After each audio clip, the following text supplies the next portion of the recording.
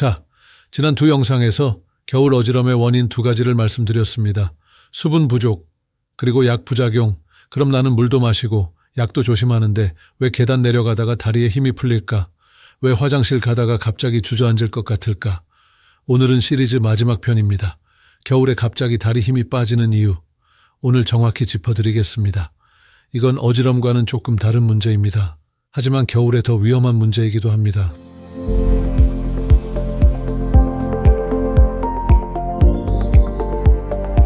이런 경험 하신 분들 계실 겁니다. 68세.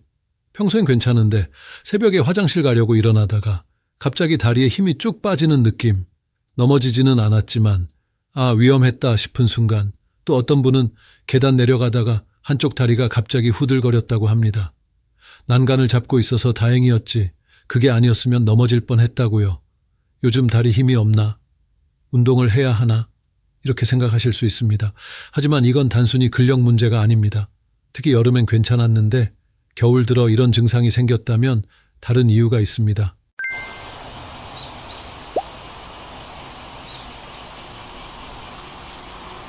결론부터 말씀드리겠습니다. 근육으로 가는 혈액량이 부족하기 때문입니다. 어지럼은 뇌로 가는 피가 부족한 거였습니다. 다리 힘 빠짐은 근육으로 가는 피가 부족한 겁니다. 같은 원리지만 증상은 다릅니다. 하나씩 자세히 설명드리겠습니다. 우리 다리 근육은 일어서고 걷고 계단 오르내릴 때 계속 일을 합니다. 근육이 일하려면 산소와 영양분이 필요합니다. 이걸 운반하는 게 바로 혈액입니다.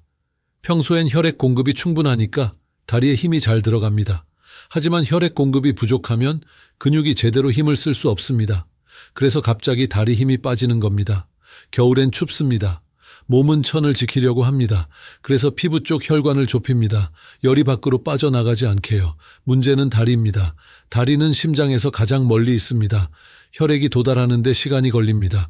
혈관이 수축한 상태에서 갑자기 일어서거나 움직이면 다리 근육으로 피가 빨리 못 갑니다. 그 짧은 순간 다리 근육이 산소 부족 상태가 됩니다. 그래서 힘이 빠지는 겁니다. 특히 위험한 시간대가 있습니다. 새벽 시간과 아침 시간입니다. 첫째, 자는 동안 몸이 움직이지 않았습니다.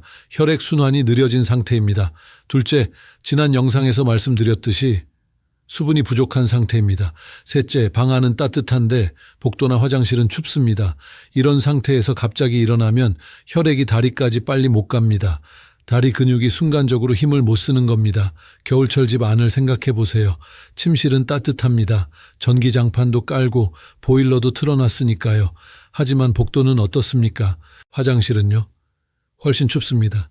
따뜻한 방에서 나와 찬 복도나 화장실로 나가면 몸이 갑자기 추위에 노출됩니다. 그 순간 혈관이 확 수축합니다.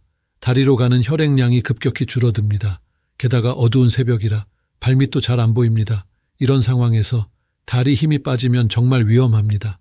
넘어지면 골절로 이어질 수 있습니다. 나이가 들면 말초혈관 순환이 약해집니다. 특히 손끝, 발끝으로 가는 작은 혈관들의 기능이 떨어집니다. 젊을 땐 혈관이 빠르게 확장되고 수축하면서 상황에 맞춰 혈액량을 조절합니다. 하지만 나이 들면 이 조절 속도가 느려집니다. 겨울엔 혈관이 수축한 상태에서 지금 다리로 피 보내야지 하는 신호가 와도 혈관이 빨리 못 넓어집니다. 그래서 다리 근육으로 피가 충분히 안 가는 겁니다. 지난 영상에서 혈압약 얘기했습니다. 혈압약은 전체 혈압을 낮춥니다. 혈압이 낮아지면 다리까지 피를 밀어 올리는 힘도 약해집니다. 특히 아침에 약 먹고 나서 1에서 2시간 후엔 약 효과가 최고조입니다. 이 시간대에 움직이면 다리로 가는 혈액이 더 부족해집니다. 그래서 힘이 빠지는 겁니다. 어지럼과 다리 힘 빠짐이 동시에 올 수도 있습니다. 뇌로 가는 피도 부족하고 다리 근육으로 가는 피도 부족한 거니까요. 첫 번째 영상에서 말씀드렸던 수분 부족 문제. 이게 다리 힘 빠짐도 악화시킵니다. 수분이 부족하면 혈액량 자체가 줄어듭니다. 혈액량이 적으면 뇌와 심장 같은 중요한 기관부터 혈액을 보냅니다. 다리 근육은 우선순위가 낮습니다.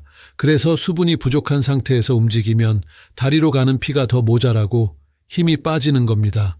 결국 세 가지 원인이 모두 연결됩니다. 수분 부족으로 혈액량이 줄고 약 때문에 혈압이 낮아지고 겨울 추위로 혈관이 수축하고 이 모든 게 겹치면서 다리에 힘이 빠지는 겁니다.